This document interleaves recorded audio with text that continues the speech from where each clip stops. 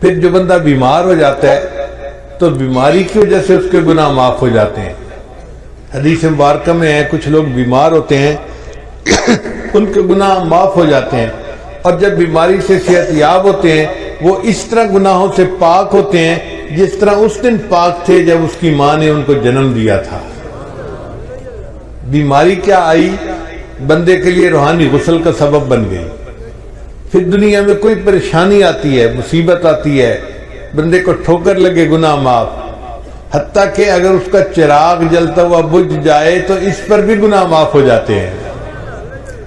تو اتنی چھوٹی چھوٹی پریشانیوں پر اللہ گناہ معاف کرتے ہیں۔ ایسے لگتا ہے کہ اللہ کی رحمت تل گئی ہے کہ میں نے اپنے محبوب کے امتیوں کے گناہوں کو معاف کر دینا ہے۔ پھر کچھ لوگ گناہ کر لیتے ہیں مگر اس پر توبہ استغفار نہیں کرتے۔ اللہ تعالیٰ نے ایک اور سبب بنا دیا۔ حدیث مبارکہ میں آتا ہے کہ اللہ تعالیٰ مچھلیوں کو، پرندوں کو اور چیونٹیوں کو حکم فرماتے ہیں کہ تم ایمان والوں کے لیے استغفار کرو۔ وہ مچھلیاں پانی میں، پرندے ہوا میں اور چیونٹیاں اپنے بلوں میں مومنوں کے لیے استغفار کر رہی ہوتی ہیں، اور یہ تو زمین کی مخلوق تھی۔ اللہ تعالیٰ نے اس سے بھی اور بڑا کرم کیا، وَيَسْتَغْفِرُونَ لِمَنْ فِي الْأَرْضِ، اللہ فرشتوں کو حکم کرتے ہیں کہ جو مومن گناہگار خطا کر بیٹھے تم ان کے لیے استغفار کرو، میں گناہ معاف کر دوں گا۔ تو فرشتے بندوں کے لیے استغفار کرتے ہیں۔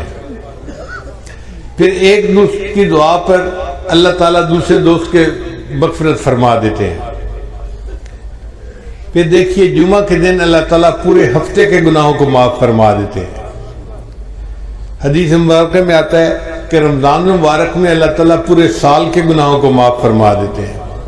جس بندے نے حج کیا یا عمرہ کیا، رجع کہ یوم ولدت امہ، وہ حج سے اس طرح واپس لوٹتا ہے جیسے اس دن گناہوں سے پاک تھا جب اس کی ماں نے اس کو جنم دیا تھا۔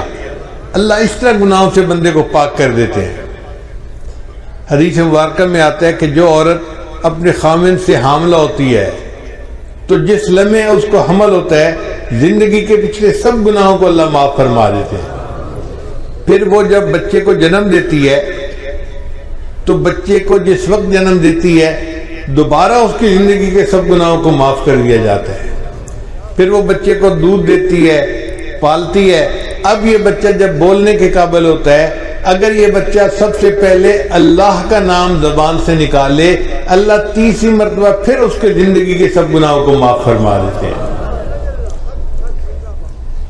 تو اس سے تو پتہ چلتا ہے کہ اللہ تعالیٰ کی رحمت تل گئی ہے بندوں کے گناہوں کو معاف کرنے کے لیے۔ یعطیک ربک فترضی، اے میرے محبوب صلی اللہ علیہ وسلم، اللہ تجھے اتنا عطا کرے گا کہ تو راضی ہو جائے گا۔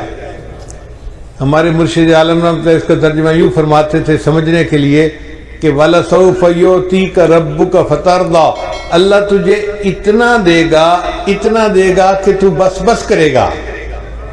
ہوتا ہے نا، آپ اپنے ایک برتن میں دودھ لے رہے ہیں اور دودھ ڈالنے والا اتنا ڈالتا ہے کہ وہ کنارے تک آ جاتا ہے تو لینے والا کہتا ہے بس بس بس بھائی۔ تو اس آیت کا ترجمہ یہی ہے، اللہ فرماتے ہیں میرے محبوب اللہ تجھے اتنا دے گا کہ تو بس بس کرنے لگ جائے گا۔